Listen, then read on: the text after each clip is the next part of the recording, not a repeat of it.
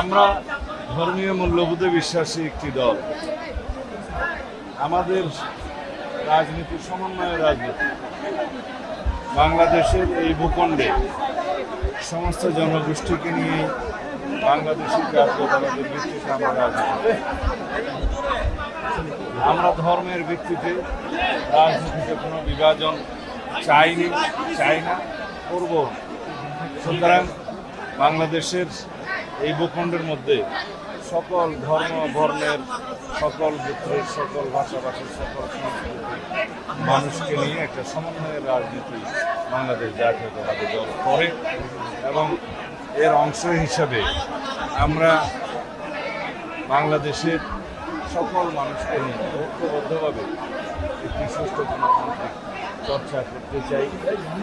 বিশেষ করে 2024-এর গণ অভ্যুত্থান পরবর্তী সময়ে এই দেশের জনগণের প্রত্যাশা, শহীদের প্রত্যাশা এবং আকাঙ্ক্ষা অনুযায়ী আমরা একটি শক্তিশালী গণতান্ত্রিক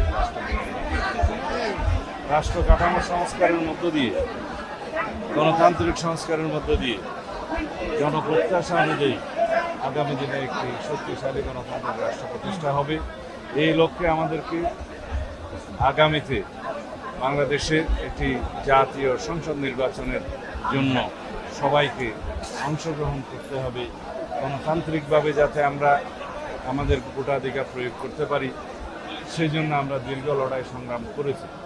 আজকে সেই অধিকার প্রায় প্রতিষ্ঠা হওয়ার পথে, পূর্ণাঙ্গ প্রতিষ্ঠা হবে যেদিন আমরা সুষ্ঠু নিরপেক্ষ একটি সুন্দর জাতীয় সংসদ নির্বাচনে আমাদের নিজেদের ভোট প্রয়োগ করতে পারব, জনগণের ভোটাধিকার প্রয়োগ করতে পারব।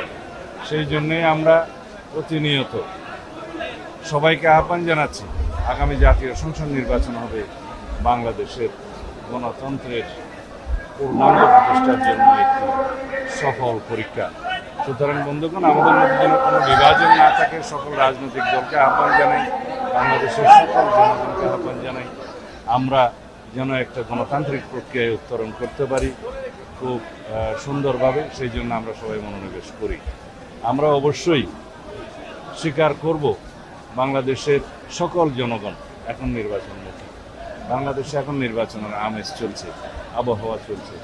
সকল প্রার্থীরা, সম্ভাব্য প্রার্থীরা এবং জনগণ ভোটের জনসংযোগে আছে। এই অবস্থায় কোনো দল যদি বিভ্রান্তি সৃষ্টি করে, নির্বাচনের পথে বাধা সৃষ্টি করে, জনগণ তাদেরকে চিহ্নিত করবে এবং রাজনৈতিকভাবে তাদেরকে প্রত্যাখ্যান করার সম্ভাবনা আছে। এই যে প্রক্রিয়া, তাতে বাধা সৃষ্টি করার জন্য কেউ ষড়যন্ত্র করছে, সেটা দৃশ্যমান। এখানে আন্তর্জাতিক মহলও থাকতে পারে, দেশি বিদেশি শক্তি সক্রিয়, সেটা আমরা অনুমান করতে পারি। কিন্তু বাংলাদেশের জনগণ এখন ঐক্যবদ্ধ। গণ অভ্যুত্থান পরবর্তী পরিস্থিতিতে বাংলাদেশের জনগণ সংকল্পবদ্ধ। এদেশের গণতন্ত্র উত্তরণের পথে যারাই বাধা সৃষ্টি করবে এবং কোনো রকমের ষড়যন্ত্র করবে, সে দেশি হোক বিদেশি হোক, তাদেরকে তারা প্রতিহত করবে। পিআর পদ্ধতি নিয়ে আমি আগেও কথা বলেছি। পিআর পদ্ধতি হচ্ছে একটা পার্মানেন্ট রেস্টলেসনেস পদ্ধতি, যার মধ্য দিয়ে দেশে এবং বিভিন্ন দেশে এটা দেখা গেছে একটি অস্থিতিশীল পরিস্থিতি বিদ্যমান থাকে সব সময়ের জন্য এবং কোনো স্থায়ী সরকার ব্যবস্থা প্রতিষ্ঠিত হয় না সুষ্ঠু প্রক্রিয়ায়।